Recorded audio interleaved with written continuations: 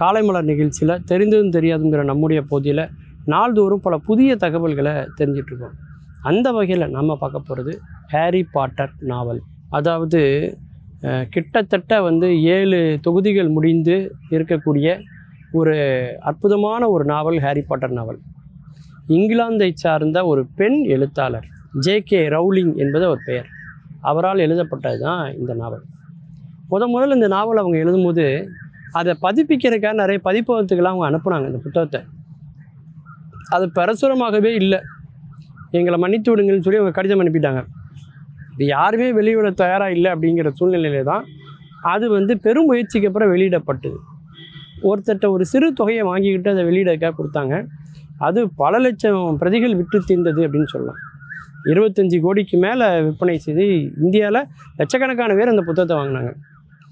இளம் வயது சிறுவர்களிலிருந்து வயதானவர் வரைக்கும் ஹாரி பாட்டர்னா தெரியாத ஆளே கிடையாது.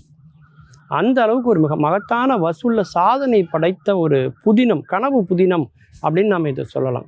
இதனுடைய ஆரம்ப வரியை முதல்ல எழுதும்போது அவங்ககிட்ட ஒரு பேப்பர் கூட கிடையாதுங்க.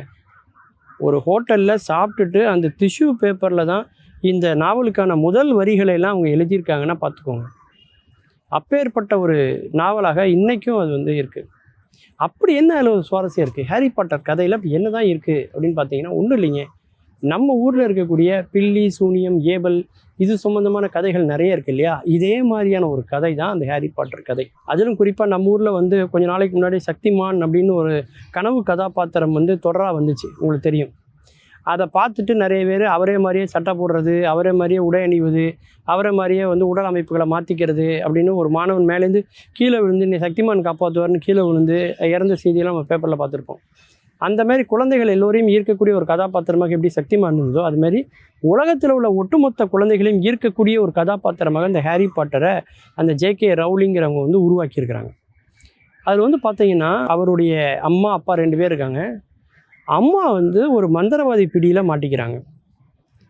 அப்போது அவங்க அம்மாவை பையன் எப்படி காப்பாற்றுறான் அப்படிங்கிறது தான் கதை. இதில் காட்ஃபாதர்னு ஒரு கேரக்டர் வர்றாரு. அந்த பையனுக்கு 2 நண்பர்கள் இருக்காங்க. ஒன்று ஆண் நண்பன், ஒன்று பெண் தோழி ஒருத்தங்க இருக்காங்க. ஸோ இப்படி தான் அந்த கதை களம் நகருது. இதில் ஒவ்வொரு பாகத்துலையும் பார்த்தீங்கன்னா ரொம்ப சுவாரஸ்யமாக அந்த கதையை அந்த பெண் எழுத்தாளர் அழகாக நகர்த்திட்டு போயிருக்காங்கன்னு சொல்லலாம். கிட்டத்தட்ட 5000 கோடிக்கு இன்றைக்கி அவங்க அதிபதியாக மாறி இருக்கிறாங்க இந்த ஒரு புத்தகத்தின் மூலமாக. அப்படின்னா எவ்வளவு சுவாரஸ்யங்கள், எவ்வளோ திருப்பு முனைகள், எவ்வளோ மாயாஜாலங்கள் அந்த இதில் காமிச்சிருப்பாங்க அப்படிங்கிறத நீங்கள் யோசிச்சு பாருங்கள்.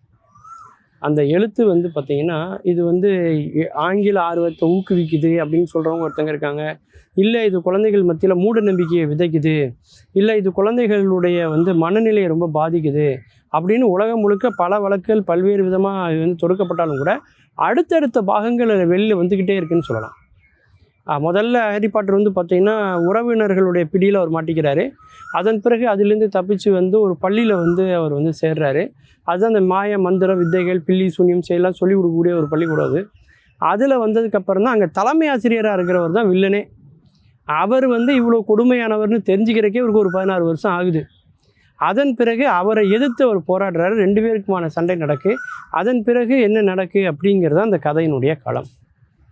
இவ்வளோ ஒரு குறுகிய ஒரு களத்தில் ஒரு குறிப்பிட்ட கதாபாத்திரங்களை வைத்துக்கொண்டு எழுதப்பட்ட இந்த புதினமானது பல்வேறு திருப்பு முனைகளோடு அமைந்திருப்பது அந்த ஹாரி பாட்டர் நாவலுக்கு இருக்கக்கூடிய மிகப்பெரிய ஒரு சிறப்பு அப்படின்னு சொல்லலாம். இங்கிலாந்தில் உள்ள எழுத்தாளருடைய இந்த அற்புதமான படைப்பு உண்மையிலேயே போற்றப்படக்கூடியது அப்படின்னு சொல்லலாம். மீண்டும் பல புதிய தகவல்களோடு அதில் அறியப்படாத பக்கங்களோடு உங்களை சந்திக்கிறேன். நன்றி, வணக்கம்.